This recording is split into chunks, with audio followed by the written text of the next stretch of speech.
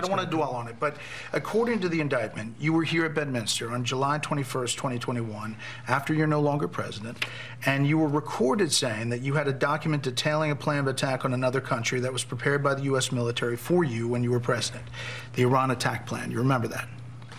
Ready? You were recorded. It wasn't a document. Okay. I had lots of paper. I had copies of newspaper articles. I had copies of magazines. I know. This is specifically a quote. You're quoted on the recording saying the document was secret, adding that you could have declassified it while you were president, but, quote, now I can't. You know this is still secret, highly confidential. What's up, everybody? Major Retired Richard Ojeda here, and Donald Trump confessed to Fox News that he stole and shared classified materials. During an interview on Fox News recently, host Bret Baier cornered the former president about his 37-count federal indictment and his obstruction of federal investigations into his mishandling of classified documents. The indictment cites the recording and the testimony from people in the room saying you showed it to people there that day. So you say on this on tape, it says just the opposite, that you can't declassify it. So why have it? When I said that I couldn't declassify it now, that's because I wasn't president. I never made any bones about that.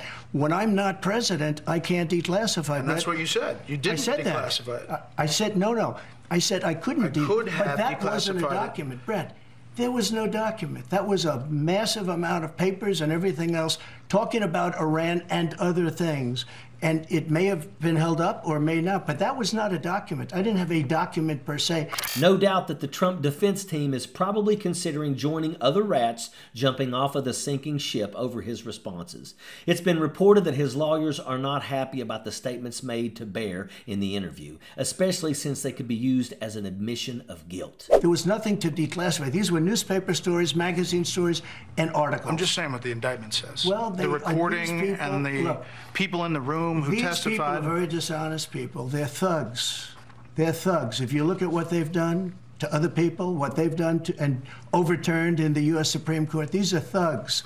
The suggestion was that you wanted this as evidence that the military, the chairman of the Joint Chiefs, General Milley, had preemptively sent you plans for a possible attack on Iran and that you didn't order that to happen. That's the suggestion. I never ordered it to happen, no. But that's why you wanted the document. I don't think I've ever seen a document from Milley. Milley, frankly, was incompetent. The last one I'd want to attack with as my leader would be Milley. Donald initially said that he couldn't declassify the documents because he wasn't president at the time, parroting exactly what he said in a surfaced audio recording that may prove damning to him. He then flip-flopped and claimed that there was no document at all. He's delusional and guilty as hell. Well, that's that, said Eric Swalwell in a post on social media. Trump just confessed to Fox News that he stole and shared classified materials.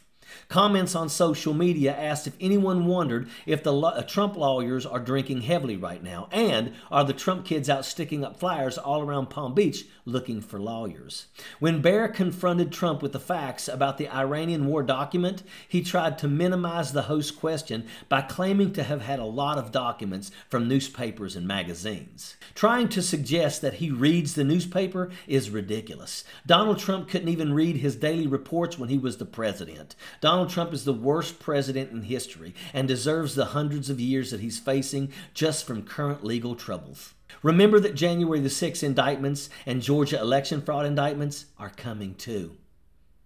One crackpot Florida judge even suggested recently that the Trump defense team should just admit that Trump did everything he's accused of and argue that Donald just didn't know what he was doing and that he acted in good faith. What a load of crap. Donald Trump is facing hundreds of years in prison, and he deserves everything that's coming to him. He sold the American people out for personal gains, and he needs to be prosecuted to the fullest extent of the law. In the end, whoever sticks around to defend Donald Trump will have the world's dirtiest job. The Trump legal team is already chest deep in a septic tank, and they don't have any floaties. It looks like they're going to have to hold their noses because they are all going to get flushed down the sewer, and that is a fact. Sappers clear the way, airborne all the way.